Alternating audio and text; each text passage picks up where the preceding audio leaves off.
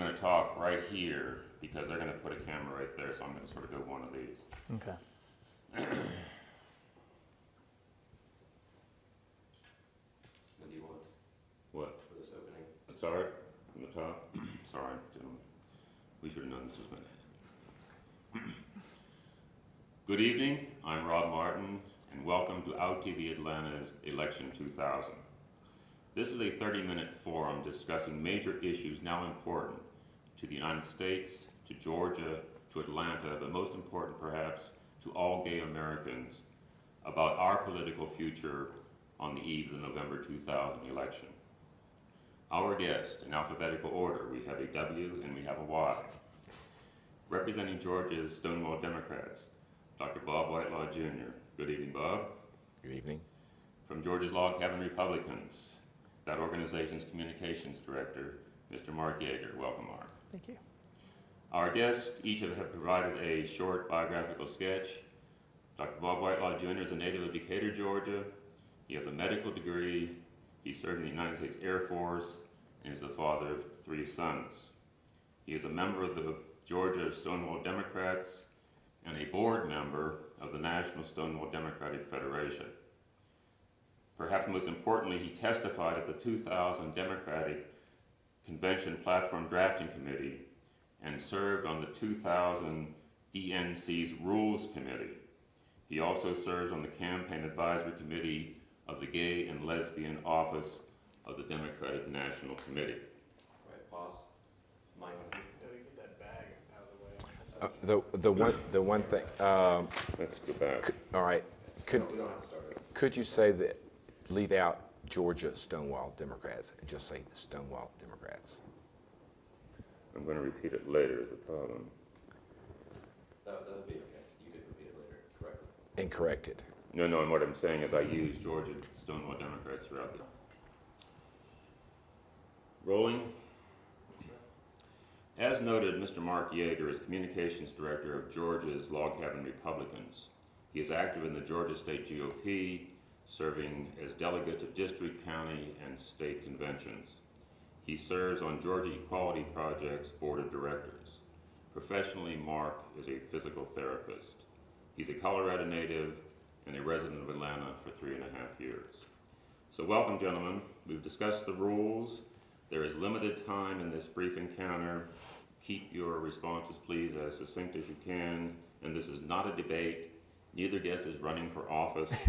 This is a discussion of key issues, and our guests' views are their own or of their parties as indicated. So let's begin. Mr. Yeager won the toss before, no, I'm sorry. I'm going to pick it up there. You won the toss, elected to receive. See, that was the problem because I thought you were going to ask the question. Now, Let's try this. quickly, when I ask my question, do I look at the camera or you? Or That's to it to Dr. him. Okay. We'll pick up right I'm going to be there. looking down reading, so. Let's begin. Mr. Yeager will ask the first question based on a coin toss before airtime to Dr. Whitelaw. Dr. Whitelaw, are the Stonewall Democrats going to endorse Governor Zell Miller for the U.S. Senate? The Georgia Stonewall Democrats do not endorse at all. We're not a PAC, so legally we cannot do an endorsement. So the answer to your question is no, we will not, because legally we cannot do that. Yeah. Would you like to ask a follow-up about what's your point about Governor Miller? Yeah. Will Senator do the Miller now. yeah do the Stonewall Democrats support him in his candidacy, even though you may not be able to do an official endorsement? Do you support his candidacy?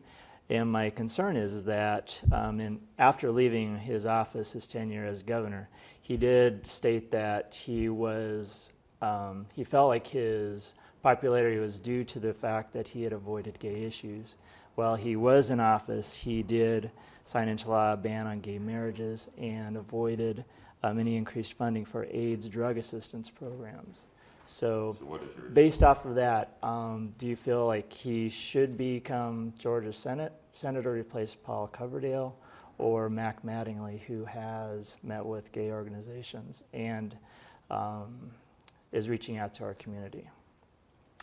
I cannot speak for Georgia Stonewall. I'm not their official spokesperson. Jamie Higgins, our president, is. But I will be happy to answer your question if you will ask it as an individual. Sure. Please, it's an individual question. Okay. We said Or that. what are your opinions What about are your that? opinions? Okay. Personally, I support Zell Miller in his candidacy to become our senator, or to continue to be our senator from Georgia. Zell Miller has pledged not to discriminate in hiring in his office, and he has also supported hate crimes legislation. Matt Mattingly has not supported hate crimes legislation, has not made a decision on a lot of other issues, as Zell Miller has not made issues. I fully recognize that a lot has been made, especially because of the fact that Mattingly met with Harry Knox and also with Mansell McCord, who's the president of Log Cabin, and they've made a big deal about the fact that Zell Miller has not met with any gay people. Gentlemen, we need to move on. Could you please make your point?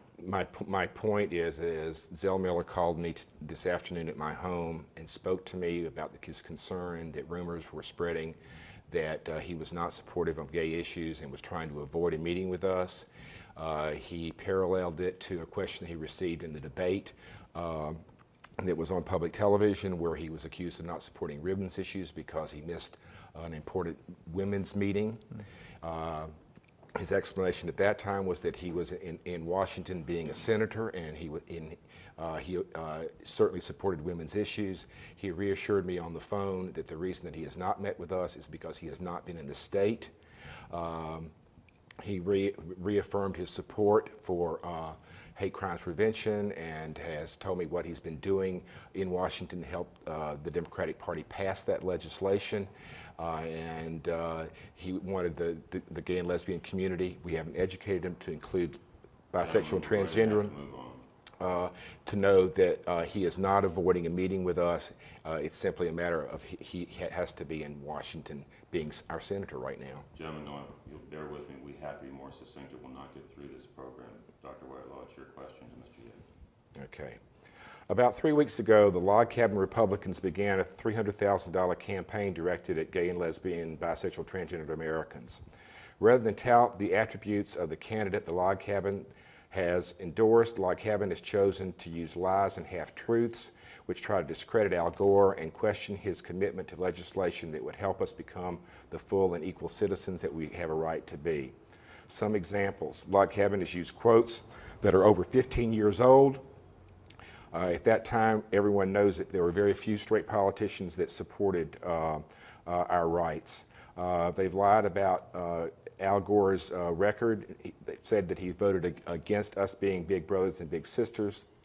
That's a blatant lie. He supported the Kennedy Amendment, which excluded all men who had been convicted of sex crimes against minors. Bob, what is your question, sir?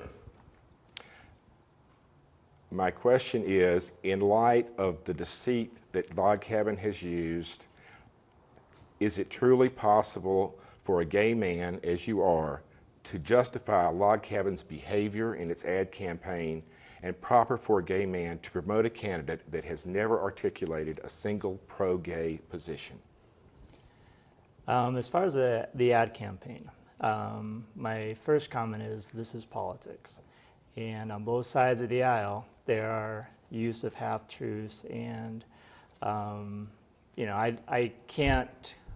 don't know intimately what each of those votes that Gore had back then actually were, what each amendment or each bill was actually for.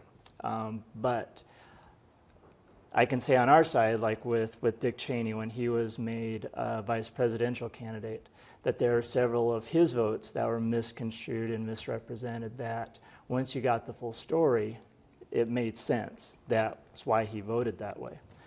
I don't think that Log Cabin put out these ads in a way to say this is how Al Gore is today. I think what the intent was is that Al Gore went through a transition for whatever reason, political reasons or a change in his heart. But to represent that, that can happen on both sides. The Republican Party, gays in the party are pretty fresh. So we're just showing that that can happen on our side too. Gentlemen, we'll have to move on. Each guest was offered an additional question at the end of this program tonight. I'm not sure at the pace we're going is going to be time for that, but bear with us. I was hoping to keep the presidential debate to a lot later part of the program, so let's move on to some other issues. And by the way, the questions that you two respectively drafted had not been seen by the others, so this is as much a surprise to you two as it is to anybody else. Right. In any case, I will now direct several questions prepared by me and by the OUT TV political staff. The first question, gentlemen, has to do with anti-hate crime. As you know, the proposed federal anti-crime legislation got stalled in the 2000 Congress. It's now sitting still. What are your individual positions on this important bill? Dr. Whitelaw, please, first, and succinctly, please. Of course, I support it. The Democratic Party supports it. The Democratic senators have voted almost unanimously. Senator Byrd from West Virginia voted against the Kennedy Amendment. Members of the House of Representatives have. And the reason that it's not law today is because the Republicans who control the Congress and the leadership of the Congress are not allowing even their own members who want to support this to have a chance to vote on it. What is your position, Mr. Yeager? Pretty much the same. I'm not going to apologize for the leaders of the Senate.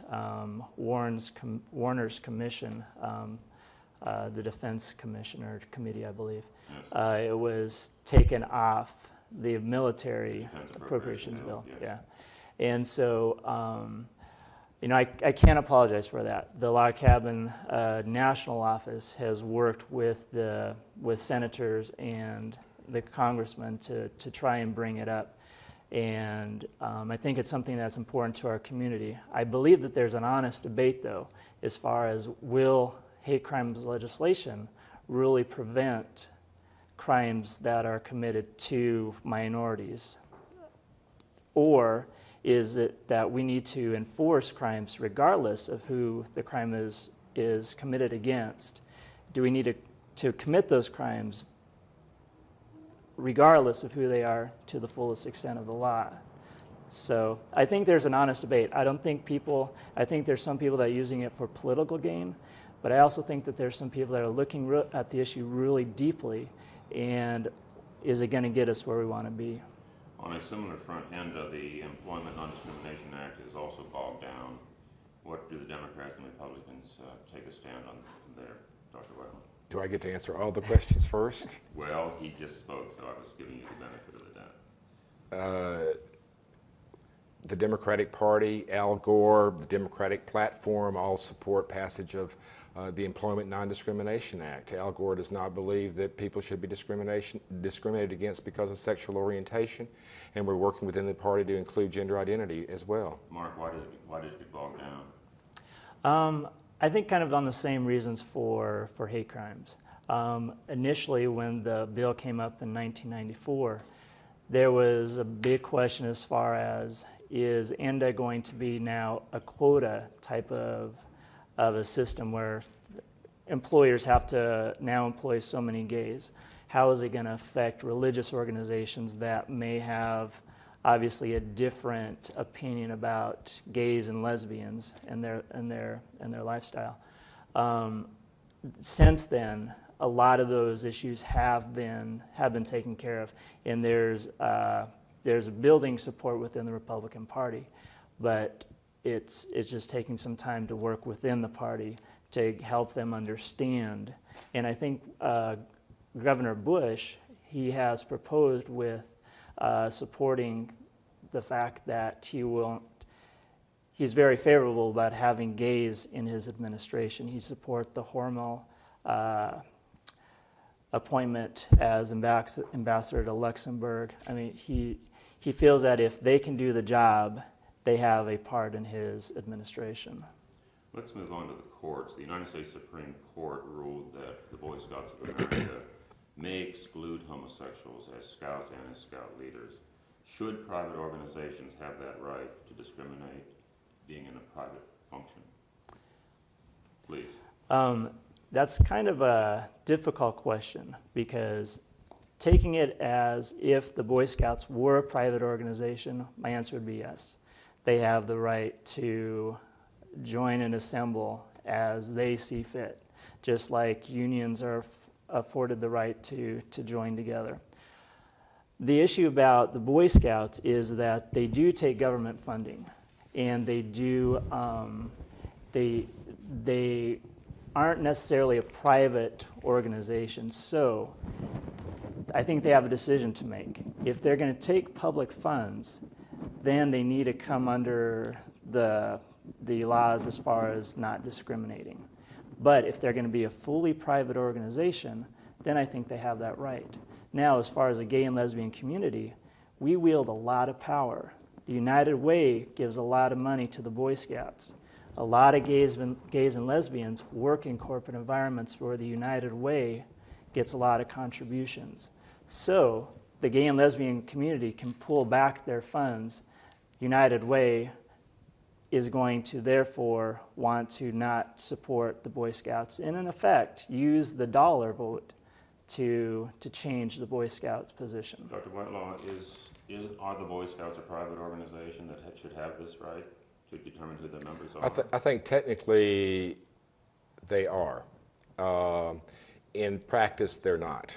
Let me explain. He had a very long answer, so I'll get a long answer. To answer the question that you asked originally, yes, private organizations do have the right to discriminate. Mm-hmm. Okay. The Boy Scouts receive funding from the federal government, from state governments, from local governments. They use government facilities, they use government land, they use government property. They are getting the benefit of taxpayer dollars. Therefore, they should not be allowed to discriminate. If they choose to forego those privileges and the use of those taxpayer facilities and the taxpayers' money, then I think they have a right to discriminate. And that's. Well, personally and philosophically, where do you both stand in terms of the government's role in individual rights? I think the government should stay out of individual rights. I think we, in too many instances, the government getting involved in our personal rights has caused us problems. Take, for instance, the government having to okay the fact that a man and a woman can marry interferes now with the fact that a man and a man or a woman and a woman cannot join legally.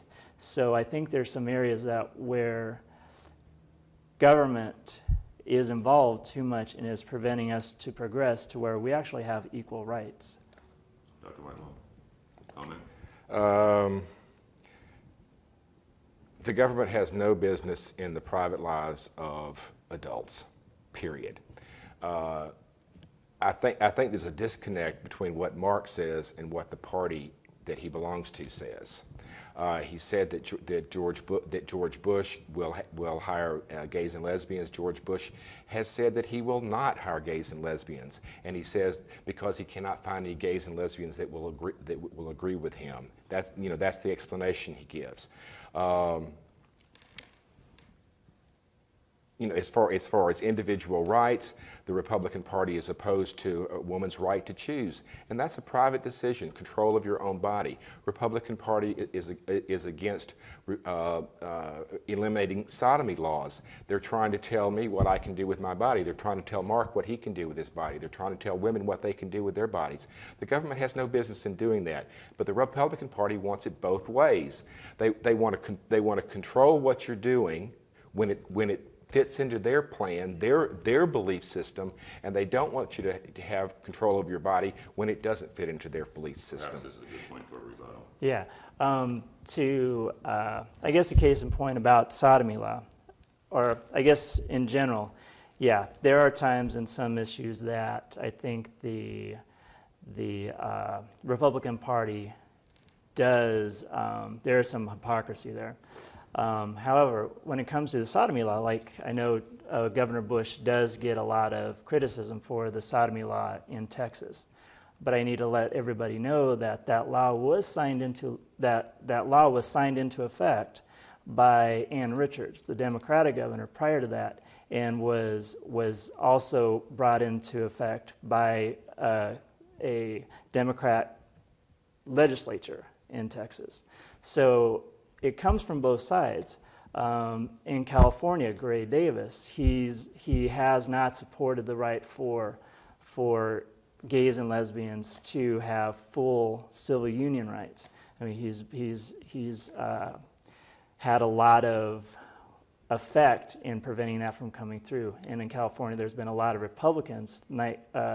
Proposition 22, the Knight Amendment. A lot of Republicans were against that because they saw that it was too much infringement of the government into people's lives. Well, let's get to the nitty-gritty of this discussion. Next Tuesday, November 7th, is the election, the presidential election on everybody's mind. I mean, we can be sensitive to local and state contests, but on everybody's mind, obviously, is what's going to happen with Mr. Gore and Mr. Bush. So let's say it. Why should gay voters go one way or the other? Dr. Whitelaw? It's his turn. It's his turn. I've been answering all the questions first. I'll start. Please do. The Log Cabin Republicans endorsed Governor Bush for several reasons. They approached him and said that to garner an endorsement, we need some action from you. And one thing was that we wanted to have some public representation of inclusion. In the Republican convention, he came through with that and was very supportive of Congressman Colby from Arizona to have a keynote speech, prime time, at the convention. There were not any other congressional speakers during that whole convention. There's a lot of criticism that he did not talk about gay or lesbian issues. But from my perspective, from a Republican perspective, we feel that his position up there was even greater because he was being honored for the work that he's done on international trade. He went up there, did a spectacular job. There were some distractors, unfortunately, from the Texas delegation that hung their heads. Even though I think that was a sad representation of the party, I do support their freedom of speech. What about Mr. Cheney's role in all this, and his voting right? I mean, his voting record. His voting record. Like I had mentioned before, I think there has been some distortions as far as voting record, like with South Africa, about voting on sanctions for South Africa. The reason is that in that vote, there was also a U.S., if I get this correct, recognition of a terrorist group or terrorist organization in South Africa. So he was voting against that. He wasn't voting against Nelson Mandela. He was just saying that we're not going to recognize this organization. And I think he's come a long way. That was several years back, and just like Al Gore's voting record in the early 80s, that was a different time. And now, during the vice presidential debate, he had some very progressive issues regarding civil unions. And I think that based off of his personal relationship with his daughter, I think that something that we as a party can build on to grow and learn and become more inclusive in that respect.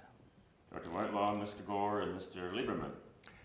I want to make a comment. Before I answer, I want to make a comment. That's a classic block and bridge technique that politicians use.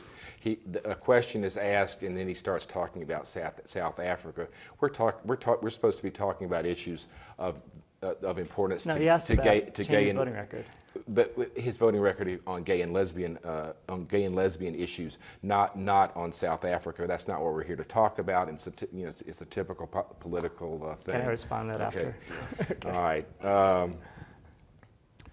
I'm voting for Al Gore, and I'm voting for Al Gore because I believe that Al Gore will do more for the gay, lesbian, bisexual, transgendered Americans than any other candidate.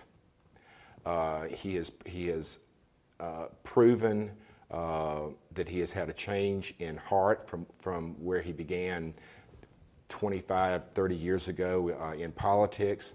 I would remind people that since the Stonewall riots in 1969, all of the national gay and lesbian organizations have been formed based on the principle that we could change people's hearts and minds by using social and political activism. And I think Al Gore and the Democratic Party are prime examples of the success and the wisdom of that strategy. Gore had a 90% approval rating in his voting record in the Senate in 1988, according to HRC. He's been fighting for us. Anyone who thinks that the party's platform is not controlled by the presidential nominee is fooling themselves. The Democratic platform includes support for hate crimes legislation, support for employment non-discrimination, support for us serving openly in the military, and also support for recognition of our same-sex relationships and benefits that are equitable. He has not supported marriage. He has a problem with that use of that term, as many Americans do. Only a third of Americans support gay marriage, okay? But I'm not interested in the word. I'm interested in the rights that go along with that legal contract, and Al Gore is committed to help us obtain those things. How about Mr. Lieberman's more conservative voting record and his religious leanings? I think Mr. Lieberman's religion has been something that's really been kind of left out of this, kind of a hidden question, and I don't really want to go there. Joe Lieberman is a man of high moral value. He criticized President Clinton when it was not a popular thing in the Democratic Party to do that, and he was right to do that. He has been able to separate his responsibility as a public servant from his religious beliefs. I think he's done a much better job of doing that than Republican elected officials have done.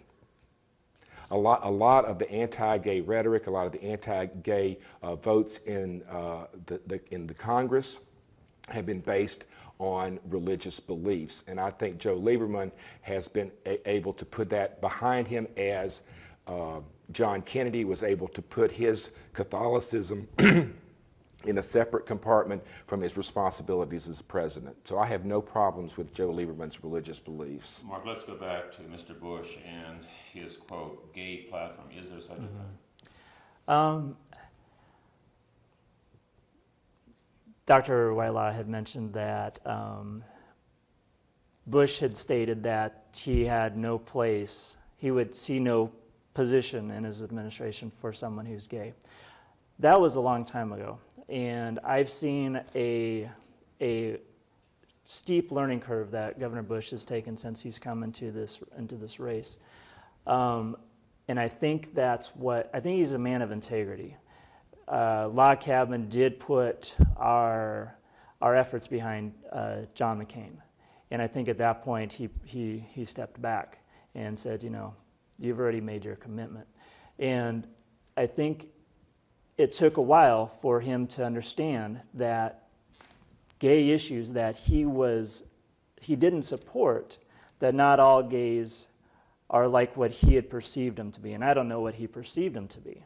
But I think he was going off of that perception that he didn't see somebody who was going to be out there, the activist, being a part of his administration, because he didn't see his administration coming from that perspective. Just two different frames of thought. But I'd like to quickly go back to the Cheney voting record, and I'll actually go back to his voting record as far as gays and lesbians, and it hasn't been that great. But I also go back to Gore. Gore, at least 5 times that I know of, voted with Jesse Helms. That was a different time, and what the Democrats say is he's evolved. But something has come up, or that I've become aware of recent, in that there's a pastor in Topeka, Kansas, Pastor Phelps, who has a website that says God hates fags. And he has picketed in front of the Matthew Shepard funeral. And he got invitations to the 93 and 97 Democratic, or to the presidential inauguration. And he was a big backer during Gore's 1999 1988 presidential campaign. And so, and I'm not going to hold that against him, but Governor Bush should be afforded the same ability to grow as as Vice Presidential Gore is being afforded now. So, you know, I'm not gonna try and make excuses about Bush's past. I'm not gonna try and hold Gore's past voting record against him, but you know, there should be the same respect given on both sides. I want to respond to that because I was going to bring that up in my opening question, the Fred Phelps thing. This is one of the lowest things that Log Cabin has ever done. Okay, the photograph that Fred Phelps put on his website, and Fred Phelps is no friend of Al Gore. Fred Phelps is no friend of the gay and lesbian community. There was a reason that he put that photo on his website, and it was so that people like Log Cabin could bring it up and use it against Al Gore. Wait, let me finish. Okay, in 1988, Fred Phelps was a Democratic Party official in the state of Kansas. The photograph was taken at a fundraiser for the Democratic Party of Kansas, which was at Fred Phelps' son's home. Al Gore was there. A lot of people go to fundraisers. A lot of people want to have their pictures taken with important politicians. This was before Fred Phelps started his hate-mongering, gay-bashing activities. That did not start until 1991. When he started doing that, he was stripped of his role in the Democratic Party in Kansas and thrown out of the party. Okay? Since that time, he has picketed Al Gore. Okay? He has picketed Al Gore because of Al Gore's support for our rights. And to bring him up and try to associate Al Gore with Fred Phelps is despicable. Yeah. The Log Cabin Republicans are getting in bed with one of the worst gay-bashing hate mongers in this country. Gentlemen, we're about out of time. Mark, a quick response, and then I'm going to ask you to collect your thoughts because we're going to go to a break with Georgia Equality Project about encouraging people to get out to vote, and then we'll come back and let you have a 1-minute summary. Okay. But finish your main point here. Yeah, and I'm not bringing up Phelps to try and go tit for tat. You know, my concern is that if he had invitation to Clinton Gore's second inauguration, there must still be some involvement. But whether he supports Gore or not doesn't affect me. Obviously, his views on homosexuality do concern me. He has the right to view that way. But if this is true, then, you know, so be it. But all I'm asking is there needs to be tolerance from the Democrats as well as the Republicans for the others' involvement in their party. And the only way that we're going to get to the rights that we feel that are supposed to be given to us, we need to be working from both sides. And so I didn't bring that up to try and, you know, start a fire, but I brought it up that there are accusations on both sides, and both sides have had a bad history, and both sides can still grow. Gentlemen, collect your thoughts. We'll be back in just a moment for your final sentence. That is the same crap that Kevin Ivers started in Chicago. I cannot believe that you would bring that up. I can understand some pit bull in Washington. Yes. When you have your hands on there, Yeah. and you raise them, I can see your thumbs. So just keep that in mind. Do So what? When your hands are like this on top of the paper. Oh, like this? Yeah, I can see you. Yeah, I can see you. Keep them back. But it's just for this final I response. know. Perfect. Rolling. Rolling. Gentlemen, we have just a couple of minutes, and we'd like to get back to some of the nitty-gritty of what we said here tonight. And Dr. Bob Whitelaw, it's your turn first to give us your summary statement.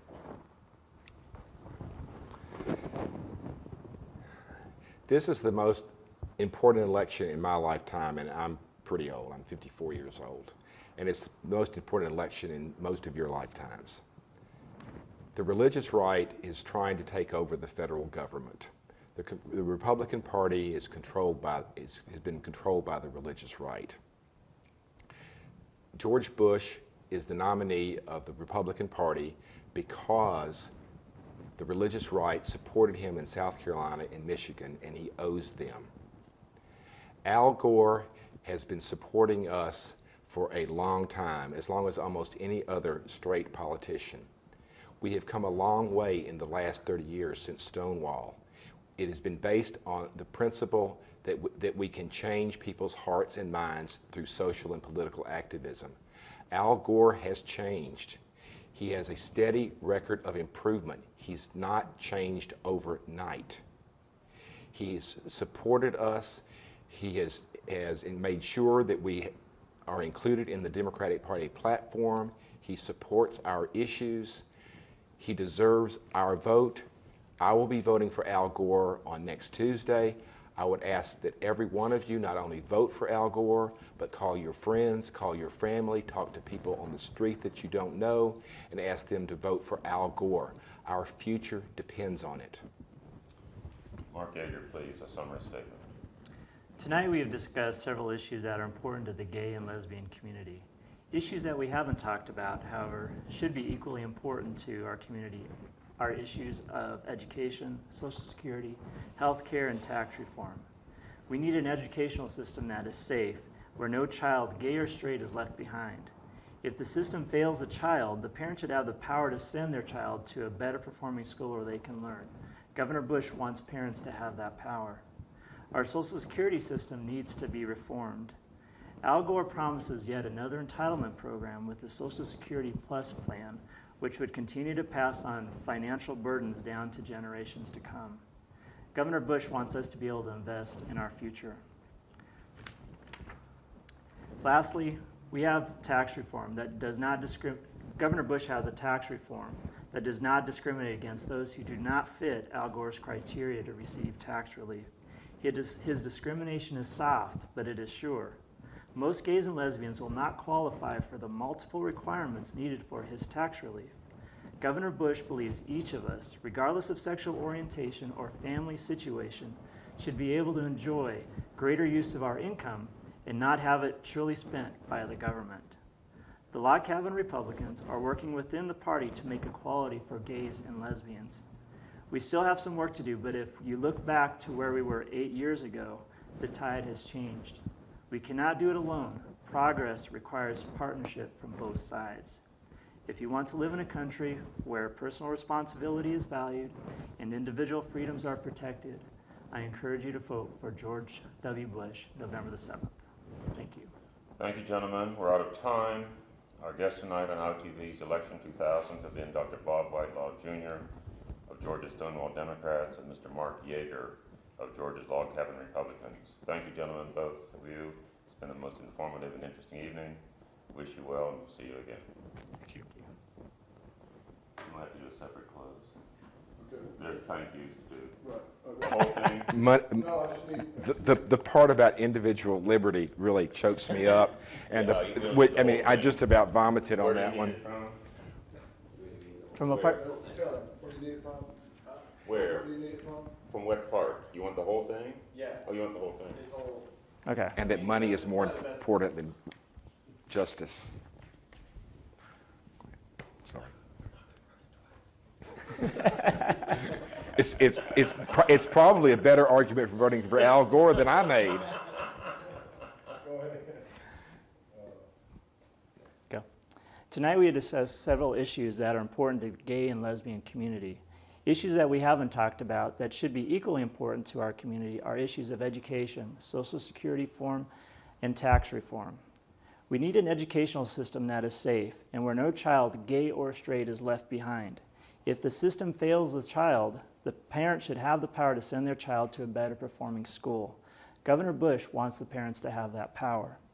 Our Social Security system needs to hold a future for each individual without compromising promises made to our elders. Al Gore promises yet another entitlement program with Social Security Plus, which would continue to pass on financial burdens to generations to come. Governor Bush wants us to be able to invest in our future. Lastly, we need to have tax reform that does not discriminate against those who do not fit in Al Gore's criteria to receive tax relief. His discrimination is soft, but it is sure. Most gays and lesbians will not qualify for the multiple requirements needed for tax relief. Governor Bush believes each of us, regardless of sexual orientation or family situation, should be able to enjoy greater use of our income and not have it surely spent by the government. The Log Cabin Republicans are working within the party to make equality for gays and lesbians. We still have work to do, but if you look back to where we were 8 years ago, the tide has changed. We cannot do it alone. Progress requires partnership from both sides. If you want to live in a country where personal responsibility is valued and individual freedoms are protected, I encourage you to vote for George W. Bush on November the 7th. Thank you. That is, as soon as Bush met with gay Republicans, the Family Research Council. I better get my $12,000 watch off the table. That was not on camera, was it? But the Family Research Council, by James Dobson, that whole group, they demanded a meeting with Bush, and he wouldn't have it.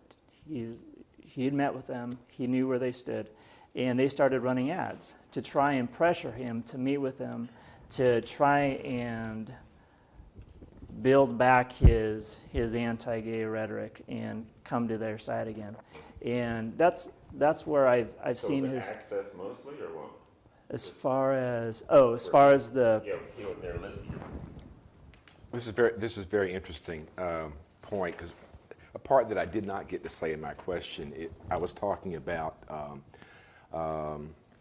asserting that Log Cabin would have any influence with President Bush and the religious right that controls him. The Republican Party is patently absurd unless the Bush campaign has made some secret deal to get the Log Cabin endorsement.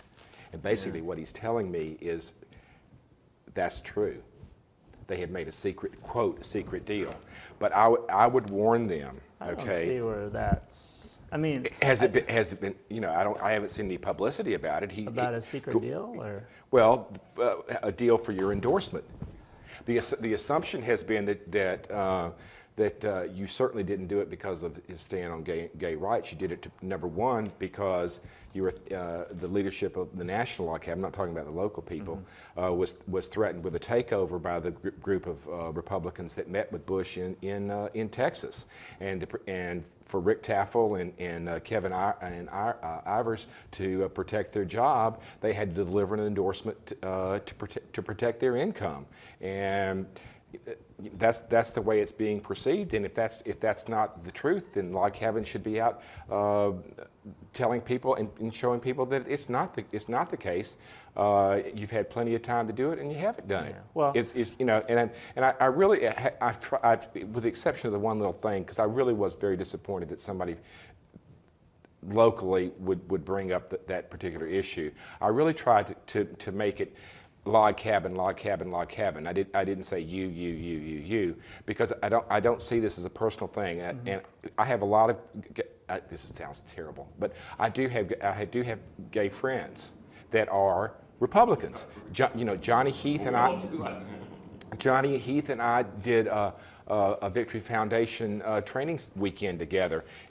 He's a great guy. I don't agree with him politically, but I don't think he's a mean-spirited person, and I can't imagine him having brought up something like that.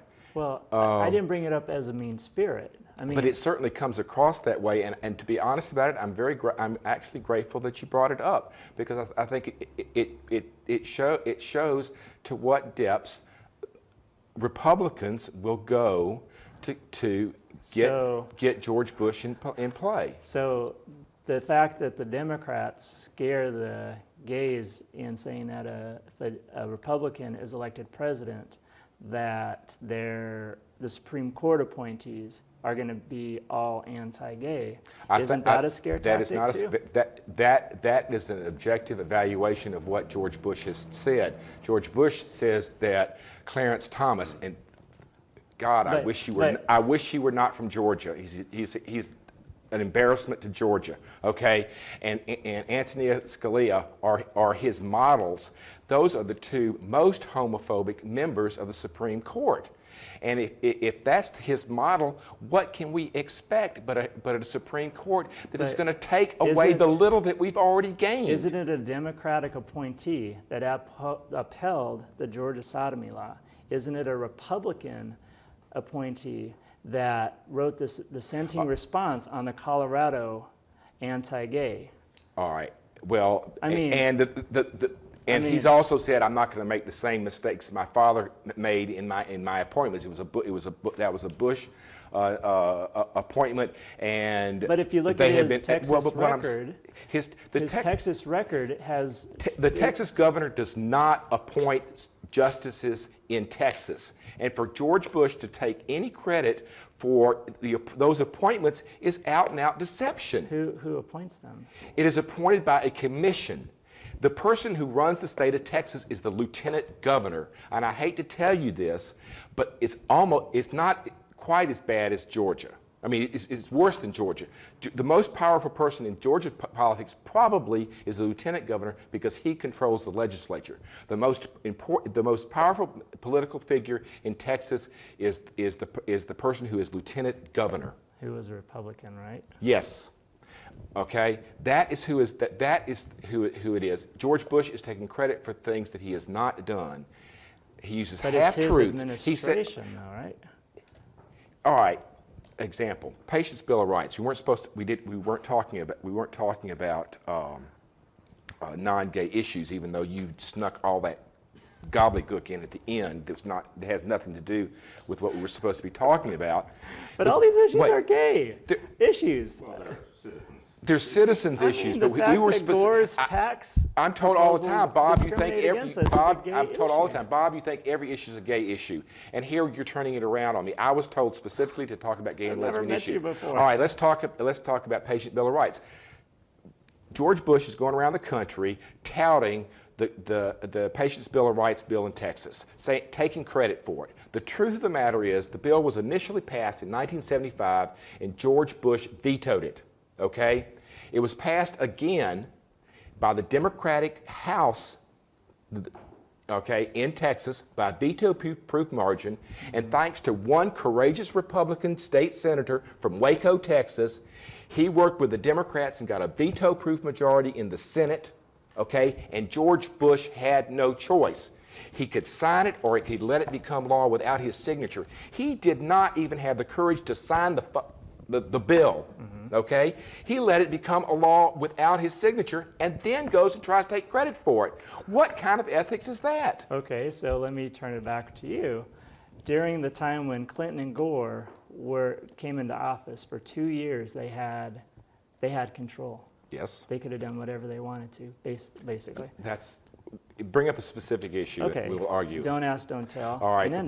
The problem with those, not being a Georgian, you do not understand what happened with Don't Ask, Don't Tell. I will educate you. Okay. The chairman of the Senate Senate Armed Service Committee is the senator from Georgia, Sam Nunn, one of the biggest homophobes in the world, and also a Democrat, right? A Democrat. I'm not saying all Democrats are good. I never did say they were all good. Okay. All Republicans are bad. and I did not. And I have given. I gave that state senator that's a Republican in Texas credit for helping in the Democrats. Yeah. No. I would, if you want to bring up the hate crimes, I'll give those 7 Republican senators that helped Ted Kennedy pass that amendment. There's that perception. All right. Don't ask, don't tell. This is what the truth of that is. Sam Nunn would not support it. Sam Nunn was the most powerful senator in the Senate at that time, okay? He told Bill Clinton and Al Gore, I will never let this happen. All right. They said, okay, can we reach a compromise to allow gays and lesbians to at least serve? Okay. They came up with Don't Ask, Don't Tell, okay, which on paper, okay, should have allowed us to serve. It should have stopped the witch hunts. What happened with the don't pursue part? It should have stopped. It should have stopped the witch hunts. That was Gore's interpretation of it. That was the Democratic Party's interpretation of it. Okay, and it hasn't worked out. Why hasn't it worked out? It's because The other side used deceit, and it was not just Republicans. It was people like Sam Nunn. It was people like Colin Powell, who is such a hero to so many people. He's a huge homophobe. He may be a good general. He may be a humanitarian, but he hates us. Yeah. Okay, But I do. and that is the reason that Don't Ask, Don't Tell it has not worked. It was an honest attempt to fulfill a campaign promise when they couldn't give us exactly what they said they would give us. And it's because of the way that it's been administered, it's because of the way the military has done, and it's because the Congress, controlled by the Republicans, has allowed the military to get away with it. That is the truth of that. Gentlemen, we have some high-paid talent here that needs to. Would you like to take this to the parking lot? No, I mean, I'm very passionate about it. But I want to. I mean, he doesn't. He's I love this idea all night. No, he's from Colorado. He doesn't know Sam Nunn. Sam Nunn did wonderful things for Georgia. I am so glad that he was our senator because he used all that power to keep all the military money pouring into Georgia. We've never had a military base closed. I mean, he's helped our economy. I mean, there's so many good things that he did for the state, but he doesn't like us, okay? But and he used that same power against us. Sentiment is changing on that. Actually, I came across a study that in '92, like 67% were strongly opposed to gays in the military, and I think as of '98, it was down to 30-something. So why haven't the Republicans come out of the closet and helped us on this? But, and it's because the bad Republicans won't let the good Republicans vote their conscience. You're right, and I think what the You're going home with that. no, but no. I will not say that every Republican is bad. There are Right. good Republicans. And that's why when I okay, make the but they're not argument- allowed to vote their conscience. And that's why I make the argument that if you have both sides, I mean, in the past, especially 8 years ago, the Republicans had no reason to listen to us. There was no voting base. The reason for they them. should listen to us is because it is right, not because it's to their political advantage. But politics, I mean, I'm being can too you say that- idealistic. yeah. I'm being too Can you say that idealistic. everything that Al Gore does is because it's right, or does he do some things because of politics I will. too? All right. Okay. Since we're off camera, I'll tell you. I met with Al Gore on January 20th at his home at his dining room table. Okay, and we talked about a lot of gay and lesbian issues. Okay, and the easy ones we did very, very quickly. I was only 4 of us spoke, and the board selected me as one of the people to talk. And we talked we were supposed to talk 45 minutes. We were actually there an hour and a half because we got into a deep discussion about our rights as couples, our rights as individuals. We brought up things like immigration. He didn't have a clue about immigration. He didn't realize that there were gay men and lesbians who would go overseas, fall in love with someone, and the only way they could bring them back with them was to get them a student visa, and that only lasted, for a couple of years, and then they'd have to go back. We gave him example. I gave him examples of my friends. I've got a dear friend in New York City who has his PhD. He's brilliant. He makes a ton of money. He's in the top 1%. His lover is from the Netherlands. He's been over here for 2 years on a student visa. He's a computer whiz. They are both such valuable people. We should have them here. They're moving back to the Netherlands. They're moving. Why? I mean, just because of the good Republicans won't stand up to the religious right and get them off y'all's back. I pray for the day when the two of us I hope we're both still alive then, can sit down here and talk about all those things that you brought up in your closing statement, and that gay issues are no longer on the table because we will already have our rights. That's what I'm working for. I'm not working to overthrow the Republican Party. I am working for gay and lesbian and bisexual and transgender Americans so that we have our rights. The chairman has spoken. And I'm not so sure that We need to- Taffel and Ivers are. Good evening, I'm Rob Martin, and welcome to Out TV Atlanta's Election 2000, a 30-minute forum discussing major issues now important to all of America, to Georgians, and particularly to gay citizens about our political future on the eve of the November 2000 election. Our guest, in alphabetical order, beginning with W, and we have a W and a Y, representing the Stonewall Democrats, Dr. Bob Whitelaw, Jr. Good evening, Bob. Was that all right? Yeah. Questions? Do you want to do the questions then? Okay. Well, no, wait a minute, don't forget Mark now. I thought we did, oh, yeah, I do You have, want to introduce yeah, I have to do him too, don't I? Well, oh, yeah. But you can cut it. Yeah, no, I do. Yeah, I'm sorry. I should have gone one more line. You want, me Right, you stop and to, you say- you want it from the top? Okay, I'll just look this way. And from Georgia's Log Cabin Republicans, and from Georgia's Log Cabin Republicans, that organization's communications director, Mr. Mark Yeager. Good evening, Mark. Fine.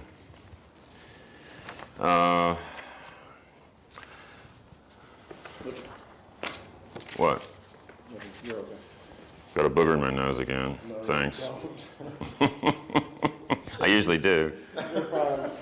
Go check the time, man. Check the time. Let's see. What did I say? They were arguing. Then I said, You go down to where you ask the first question, and you ask it exactly like your script was. do I? Our guests have provided a biographical sketch apiece. Dr. Bob Whitelaw, Jr. is a native of... Our guests have each provided a short biographical sketch. Dr. Bob Whitelaw, Jr. is a native of Decatur, Georgia. Dr. Whitelaw has a medical degree, served in the Air Force, and has 3 sons. He's a member of the Stonewall Democrats and a board member of the National Stonewall Democratic Federation. Importantly, he testified at the 2000 Democratic Platform Drafting Committee and served on the 2000 DNC's Rules Committee. He also serves on the Campaign Advisory Committee of the Gay and Lesbian Office of the Democratic National Committee. As noted, Mr. Mark Yeager is Communications Director of Georgia's Log Cabin Republicans. He is active in the Georgia State GOP, serving as a delegate to district, county, and state conventions. He served on Georgia Equality Project's Board of Directors. Professionally, Mr. Yeager is a physical therapist, a Colorado native, and a resident of Atlanta for 3.5 years. Gentlemen, we've discussed the rules. Now let's begin.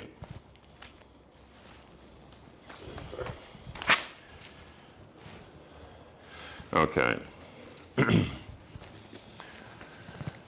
Gentlemen, our first question. Proposed federal anti-hate crime legislation got stalled in the 2000 Congress. What are your individual positions on this important bill? Dr. Whitelaw. Do I need to then go to him? You don't have No, he just picks it up. Then you'll just pick up his answer too. Okay. In a similar vein, ENDA, the Employment Non-Discrimination Act, similarly bogged down in Congress. Where do Democrats and Republicans stand on this proposed federal act? Gentlemen, the U.S. Supreme Court ruled that the Boy Scouts of America may exclude known homosexuals as scouts or scout leaders. Should private organizations have that member discrimination right? Personally and philosophically, where do each of you stand on the role of government in individual life?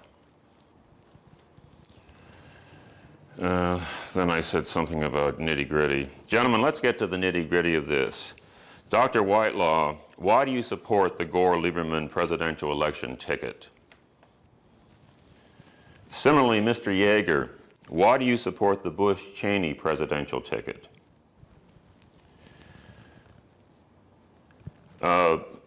Mr. Yeager, tell us about Mr. Cheney's voting record. I don't know whether that was right or not. You had a follow-up about Cheney. And I think, I know what we did.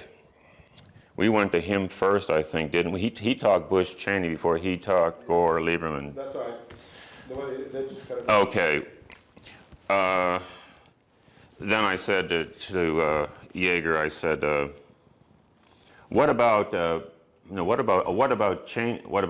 Oh, we said what Cheney's voting record. What else? There was something else. Bush. I said, what about Lieberman's conservative? Dr. Whitelaw, what about Joe Lieberman's conservative religious positioning? Okay, I think, what else? I think those are all the questions. No, yes, well, where's Oh, where's your list? I'm sorry.